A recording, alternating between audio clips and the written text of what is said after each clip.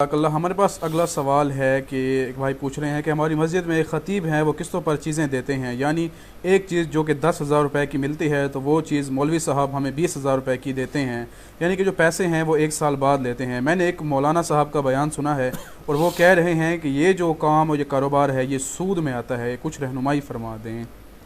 میرے بھائی، قسطوں کا کاروبار کرنا یہ شریعت میں جائز ہے، اسے بیع بالتقسیط کہتے ہیں۔ ایک بیع النقود ہوتا ہے، ایک بیع بالتقسیط ہوتا ہے۔ بیع النقود کا معنی آپ نقد لیں، نقد دیں، بالکل ٹھیک ہے۔ بیع تقسیط کا معنی کہ آپ نے قسط کر لی ہے۔ قسطوں کے معاملے مثلا میں ایک چیز کا مالک ہوں، اس موبائل، میں نے موبائل آگے بیچنا ہے، تو مجھے جب موبائل بیچنا ہے تو اس کی قیمت مثلا 50,000 ہے، تو میں 50,000 اکٹھا لوں، 50,000 علیحدہ علیحدہ قسط میں لوں، یہ میرے لیے معاملہ جائز ہے، میری مرضی ہے، میں اس کو بیچ سکتا ہوں، مجھے اجازت ہے شریعت میں۔ اس پر میں ایک بات سمجھاتا ہوں، اس کے لیے 2-3 شرطیں ہیں۔ نمبر 1 شرط یہ ہے کہ قسط طے ہو، آپ نے اتنی قسط دینی ہے، مجھے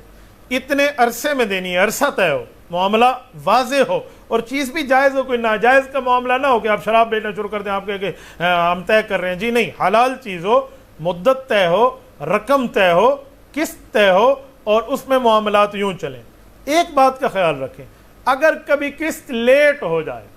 مثلا 1 مہینہ اس نے نہیں دیا، اگلے مہینے آپ نے اس پہ فائن رکھ دیا ہے، اس مہینے آپ نے دینے تو 2,000 تھے اور آپ نے 1 مہینہ لیٹ کر لیا، لہٰذا آپ 2,500 دیں گے، تو یہ سارا معاملہ حرام اور ناجائز ہو جائے گا، بالکل غلط ہو جائے گا۔ کیوں؟ آپ ایک فاسد شرط درمیان میں لا رہے ہیں، اس طرح کی شرط نہ لائیں۔ قسطوں پہ جو دیتے ہیں، اگر قسط شارٹ بھی ہو جائے تو وہی قسط دے گا جو اس کے ذمے ہے، اس کو بڑھایا نہ جائے، ورنہ قسط خراب ہو جائے، ورنہ یہ بالکل کاروبار خراب ہو جائے گا۔ تو جو حضرات قسطوں کا کاروبار کر رہے ہیں، آپ کے امام سے یا باقی ہیں، ان کو سود آپ نہیں کہہ سکتے، ان کے لیے جائز ہے۔ حضرت بعض اوقات جو لوگ ہیں یہ جب پیسے اکٹھے دے دیں تو وہ جو قسطوں والا بندہ ہوتا ہے وہ کہتا ہے کہ یار میں نے آپ کو 500 یا 1,000 روپیہ وہ چھوڑ دیا ہے، تو کیا اس صورت میں وہ گناہ جو ہے یہ سود کا یا جو بھی ہے وہ ہم پہ آئے گا یا اس بندے پہ آئے گا؟ زبردست، یہ اس سے ریلیٹڈ سوال ہے، یہ عام طور پہ معاملہ چلتا ہے۔ میں اس کو ذرا سمجھانے کے لیے ایک بات کہتا ہوں۔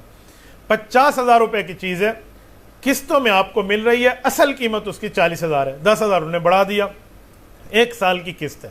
لیکن آپ ابھی مدت پوری نہیں ہوئی، آپ کو پیسوں کی وسعت مل گئی، آپ نے کہا یک مشت جا کر اسے دے دو اور اسے کہوں یار کم کر دے، تو اس بارے میں اصول شریعت کا ذہن میں رکھیں۔ آپ اگر مکمل مدت ہونے سے پہلے اس کو پیسے دیں گے تو پورے دیں گے جو 50 طے ہوا ہے، آپ اس سے کم کرانے کی ریکویسٹ نہیں کر سکتے، آپ اسے اصرار کر کے مجبور نہیں کر سکتے کہ میں جلدی دے رہا ہوں یار، وہ کہے گا کیوں دے رہا ہے، تو اپنے ٹائم پہ دینا، میں نے تجھے اجازت دی تھی۔ ہاں، آپ مکمل دے دیں جو آپ کا طے ہوا ہے۔ ہاں، جو دکاندار ہے وہ چاہے آپ کو واپس کر دے کچھ پیسے اپنی مرضی سے، نہ چاہے تو اس کے اوپر لازم نہیں ہے کہ وہ آپ کو ہر صورت دے گا۔ تبارك الذي نزل الفرقان على عبده ليكون للعالمين نذيرا